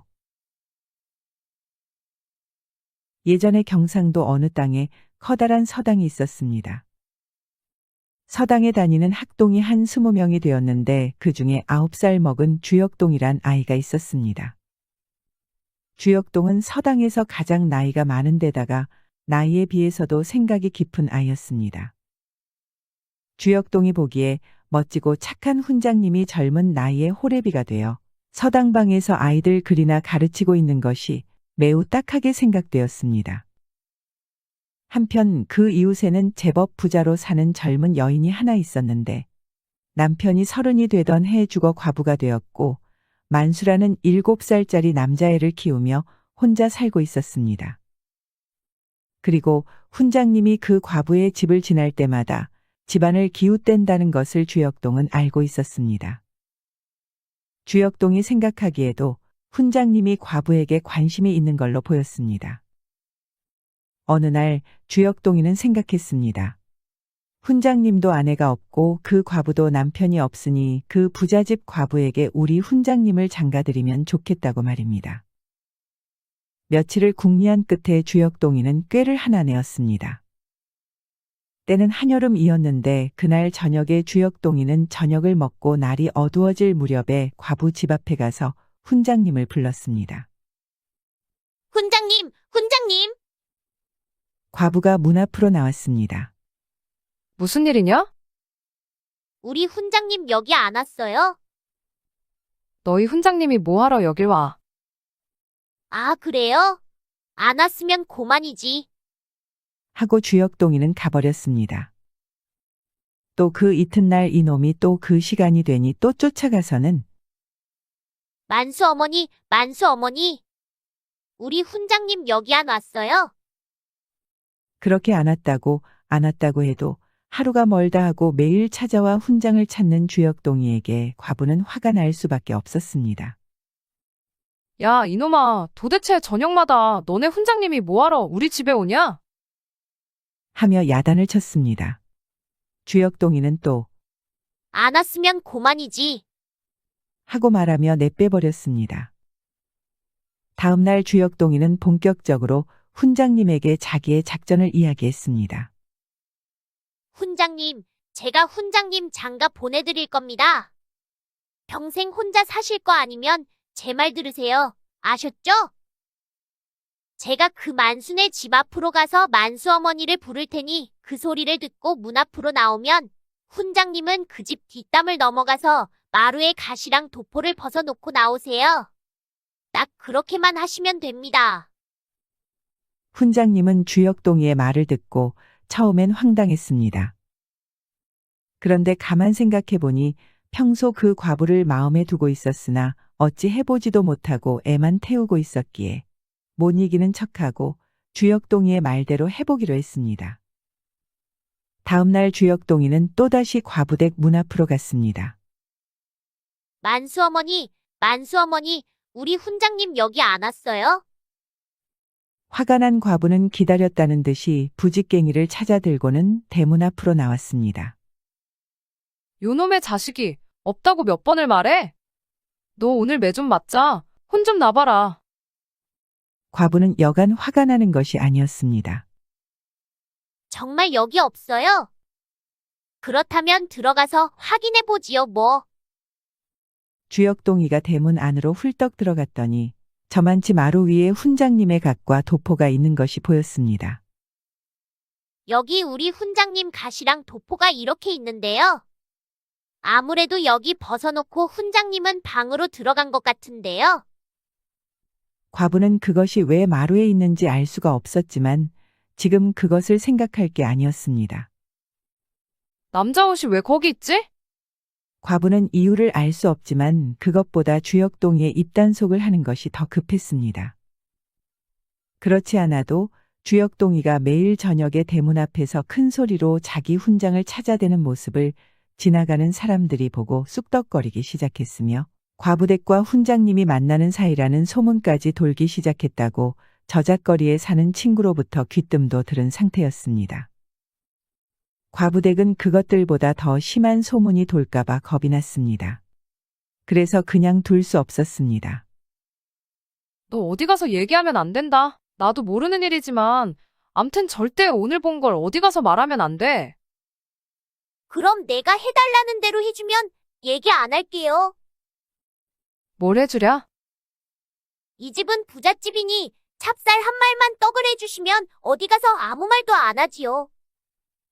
부잣집에서 찹쌀떡 한 말 하는 건 어려운 일이 아니었습니다. 그것으로 입단속만 시킬 수 있다면 고마울 뿐이었습니다. 그럼 내일 모레 오너라. 그러면 떡을 준비해 놓으마. 이틀 뒤 주역동이는 과부집에 아침 일찍 들러 소쿠리 가득 찹쌀떡 한 말을 받았습니다. 자, 떡 여기 있다. 약속은 지키거라. 가시랑 도포 본 거요? 그럼요. 어디 가서 절대 얘기 안 할게요. 걱정 마세요. 주역동이는 그것을 조그마한 지게에다 지고 한 40호 되는 그 마을의 집집마다 떡을 돌렸습니다. 식전 대바람부터 집집마다 떡을 돌리니 사람들은 의아해하지 않을 수 없었습니다. 야야, 이게 웬 떡이니? 우리 훈장님이 만수 어머니에게 장가 들었어요. 그래서 제가 떡 돌리는 거예요. 아이고, 그러냐? 그렇지 않아도 며칠 전부터 동네에 훈장님이랑 과부댁이 만난다는 소문이 돌더니 사실이었구나. 네, 그럼요. 두 분이 잘 어울리시죠? 이렇게 주역동이는 동네를 돌며 소문을 내고 다녔습니다.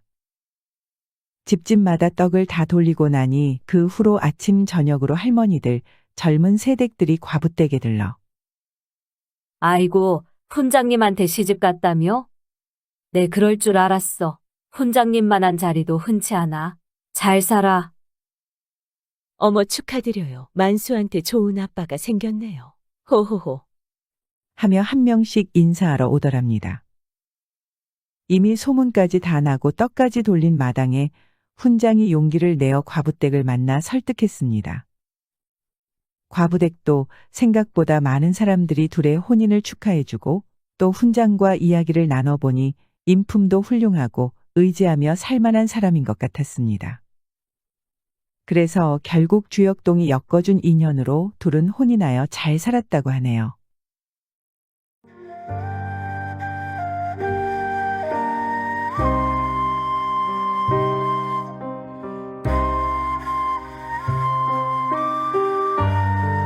시청해주셔서 감사드립니다. 지금까지 사랑방 이야기였습니다. 항상 건강하시고 행복하시고 만사형통하시고 평안하시고 꽃길만 걸으시고 좋은 일들만 가득하시기 바랍니다. 마지막으로 구독, 좋아요도 눌러주세요. 더 재미있는 이야기로 찾아뵙겠습니다.